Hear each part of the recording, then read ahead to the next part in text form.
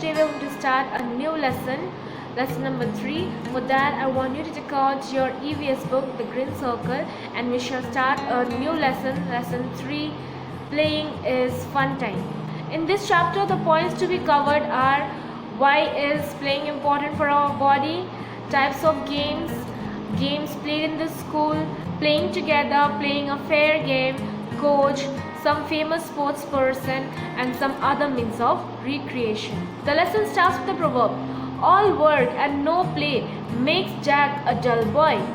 With this proverb, we understand that we cannot keep on working continuously for a long period of time. We all need a break, and in that break we refresh ourselves.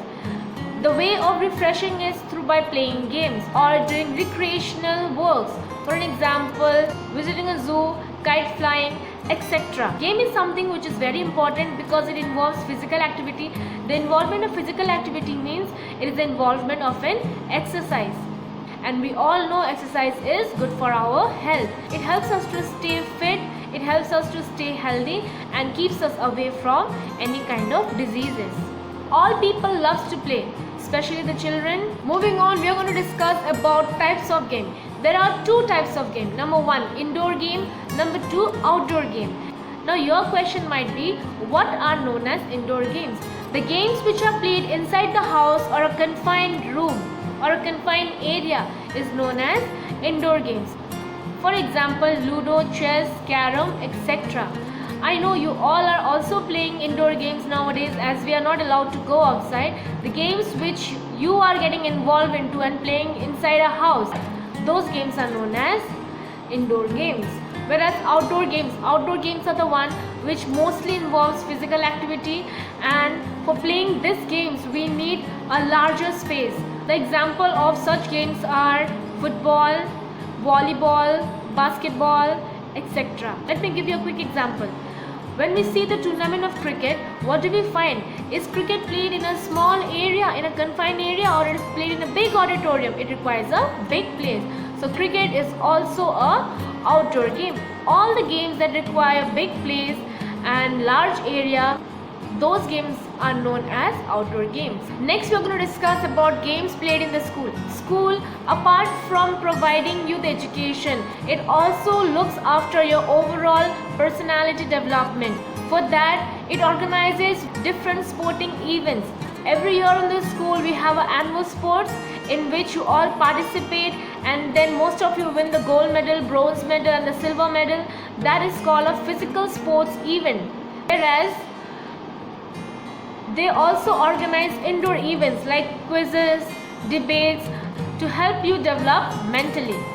So school also looks after your overall growth. The next topic we are going to discuss is playing together. The very word playing together develops in us a sense of brotherhood, a sense of togetherness. For example, whenever students you all go out to play, do you say like, no, you belong from a poor family or you belong from a upper family, we are not going to play with you, we are going to play with you? Do you select this specific group of circle? No. When we play all together, which develops in us the sense of brotherhood, which brings us closer to the humanity, and which develops in us the team spirit. This playing together also helps us to develop a sense of responsibility, patience, and confidence. Next, we are going to discuss about playing a fair game. So before discussing that, my students, I would like to ask you, when you play a game, how do you come to know that this game is fair or this game is a foul? We come to know by the rules and regulations. So it is very important before playing a game that we should know what are the rules and what are the regulations. Or in a simple word, you can say we should know what are the norms of the game. If someone is not following the norms of the game, that means the game is a foul one. Whereas if someone is following the norms of the game, that means it is a fair game. Fair game develops in us the basis of judgment. It helps us to develop into a judgmental person and helps us to think critically whether the game is foul or not.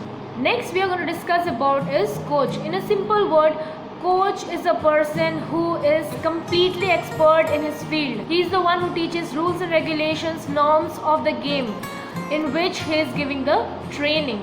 He trains the player with all his knowledge and experience. The coach is completely specialized in his specific game, and he is the one who trains the sports person in that specific game. For an example, you all have a PT instructor in your school. He is the one who gives you instruction regarding how to do the asana, regarding how to do the PT, how to do the poses. So he is your coach giving you physical instruction. In the same way, other games also they have a coach who gives them instruction regarding their games. Next, we are going to discuss about some famous sports person. In this topic, only two famous sports person are discussed. Number one, Sachin Tendulkar, and number two, Sania Nehwal. Sachin Tendulkar is also known as Master Blaster.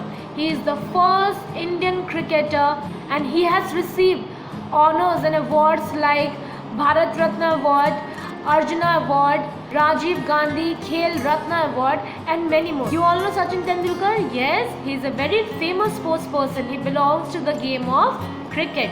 Next, we will discuss about Sania Nehwal. Sania Nehwal is an Indian badminton player. She is attached to the game of badminton. By Badminton World Federation, she has attended the best ranking of number 2. She has received many awards. For example, Arjuna Award, Padma Shri Award, etc. And the last point we are going to discuss is some other means of recreation. Some other means of recreation involves events like kite flying, visiting a zoo, visiting a fair, yoga. We shall discuss one by one. The first one, kite flying. On 14th January every year we celebrate kite flying, as we celebrate our birthday on a specific day of the year. In the same way, kite flying is also celebrated only on 14th January every year. The sky is full of colorful kites, and not only children but also adults enjoy flying kites. Next we are going to discuss is visiting a zoo. Visiting a zoo is also a recreational activity as it refreshes your mind.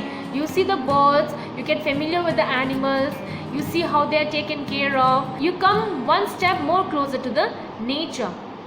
I believe you all have visited zoo. And in zoo, what do we see? We see animals, we see birds, we see giraffe, elephants, and all the other animals. And after seeing them, what do? We give them food to eat. We all feed them with peanuts, we all feed them with fruit and foods, and we enjoy ourselves. Next we are going to discuss is about visiting a fair. Fair in India is always set up whenever there is an occasion. For example, Durga Puja, Diwali, Christmas, etc. Generally, when we hear the word fair, the only thing that comes in our mind is the rides, the jalebis, and the edible things. But there are also different types of fair. For an example, there is a Delhi book fair, there is a trade fair, there is a Crafts Mela fair. One of the famous Mela, which is Nauchandi Mela, opens only during night. Fairs are one of the enjoyable recreational activity. Next we are going to discuss about is yoga. Yoga helps us to keep ourselves healthy. The poses and the postures we do in yoga are called as asanas. Yoga helps to relax our mind and body, and practicing yoga regularly keeps our body healthy and strong. So this is the end of the chapter.